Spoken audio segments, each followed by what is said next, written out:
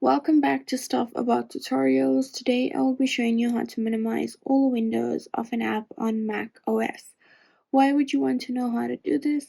Well, maybe you've got a lot of windows of a certain app open on your MacBook and you'd like to minimize them all in one go without having to do it manually, constantly. So I'll be showing you how to minimize all windows on Mac OS. Check out the video description as I'll try and leave written instructions there. So let's get started. As you can see, I have this command terminal open and this is what I'm going to try and minimize. I've got two windows over here open of the same app, and basically to minimize that, you're going to press three keys. You're going to press the Option, Command, and M icon keys, and as you can see, that minimized both of my windows. They went all the way there.